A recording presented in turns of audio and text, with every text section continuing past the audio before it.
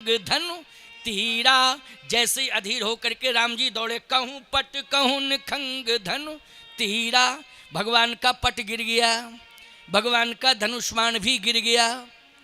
इतने में नारद जी आ गए। नारायण नारायण नारायण। पट को उठा लिया नारद ने, कहा पट ये तुम्हारी दुर्दशा है। देखो राम जी ने गिरा दिया कि नहीं, क्यों गिराया? पट बोला इसमें गलती हमारी है। क्या गलती है? कहा हम छाती पे ही रहते थे, कभी हटते ही नहीं थे हमेशा। अच्छा बोलो पट कहाँ रहता है? हृदय पर रहता, छाती पर? बोले हम हमेशा छाती पर रहते थे, कभी हटते ही नहीं थे। अरे तो हटते नहीं थे, छाती पर रहते थे, लेकिन आज तो हट गए, आज तो तुम्हें राम जी ने गिरा दिया। पट ने कहा हाँ गिरा दिया। क्यों? इसलिए कि मैं छाती पर रहता था तो भाई भाई के मिलने में बाधक बन रहा था, भाई भाई के मिलने में बाधक बन रहा था। जब राम जी जाएंगे, भरत को उठाएंगे, हृदय से लगाएंगे, तो बीच में तो मैं रहूंगा ना। तो पट कहता है जो भाई भाई के मिलन में बाधक बनता हो उसका त्याग ही कर देना चाहिए। अच्छा हुआ राम जी ने मेरा त्याग कर दिया, क्योंकि मैं भाइयों के मिलन में बाधक बन रहा था। कहा धनुष्बाण तो नहीं बन रहे थे बाधक, धनुष्बाण तो कंधे पर थे। अरे पट हृदय पर था, लेकिन ये कंधे पर थे, आराम से हृदय से लगा लेते, साइड में बने रहते धनुष्बाण। धनुष्बाणों ने कहा कि हमारे अंदर बल है। क्या है? बल। अच्छा बोलो हथियार किसका प्रतीक होता है? शस्त्र। शस्त्र तो बलई का प्रतीक ना होता है। जिसके पास शस्त्र होता है वो अपने को बलवान मानता है। तो धनुष्बाण बोले हम बल के प्रतीक हैं। तो कहा बल के प्रतीक हो तो आगे राम जी को राक्षसों के मारने के लिए तुम्हारी ही तो जरूरत थी। कहा वो तो सब थी, लेकिन चित्रकूट की भूमि पर कोई राक्षस नहीं है। कौन राक्षस है बताओ? कोई राक्षस नहीं है, लेकिन फिर भी हम कंधे पे ही चढ़े रहते थे। और राम जी ने मुझे गिराया नहीं। फिर धनुष्बाण बोले जब मैंने देखा कि भगवान राम के छोटे भाई भरत पृथ्वी पर पड़े हुए हैं, हम अभागे कंधों पर चढ़े हुए हैं, तो ऐसी दशा में तो मुझे भी गिर जाना चाहिए। इसलिए कहूं पट कहूं निखंग धनु तीरा। हमने देखा कि भरत नीचे पड़े हैं और हम कंधे पर चढ़े हैं, तो हमें भी पृथ्वी पर ही गिर जाना चाहिए। शरणागति स्वीकार कर लेना चाहिए। तो ये मेरा गिरना नहीं है, धनुष्बाण बोले ये मेरी शरणागति है। क्या है? शरणागति। अच्छा दूसरी बात, भगवान राम से जब पूछा गया कि आपने धनुष्बाण गिराए क्या? राम जी बोले हाँ गिराए तो हैं। का क्यों? बोले इसलिए कि संसार के बड़े से बड़े बलवान जब मेरे सामने आते हैं तो मेरे बल को देख करके उनके हथियार गिर जाते हैं, लेकिन भरत जी इतने बड़े बलवान हैं कि भरत के बल को देख के राम के भी हथियार गिर गए हैं। इसलिए कहूं पट कहूं निखंग धनु तीरा। बोलो प्रेम से बड़ा कोई बल होता है क्या? प्रेम से बड़ा बल नहीं होता है, प्रेम से बड़ी ताकत नहीं होती है। प्रेम सबसे बड़ा बल होता है।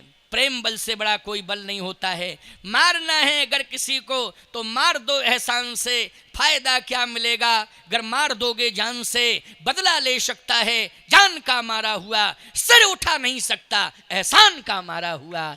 इसलिए प्रेम से जीतो, जिसे भी जीतना है किससे जीतो? प्रेम से जीतो। आज प्रेम बल के सामने, भरत के प्रेम बल के सामने बोलो राम के हथियार गिर गए कि नहीं गिर गए? गिरे कि नहीं? इसलिए उठे राम सुन प्रेम अधीरा, ओ कहूं पट कहूं निखंग धनु तीरा। और जैसे ही भगवान राम पास में पहुंच गए, कहा भरत मैं आ गया हूं उठो। भरत जी बोले उठ नहीं सकता हूं, गिर सकता हूं।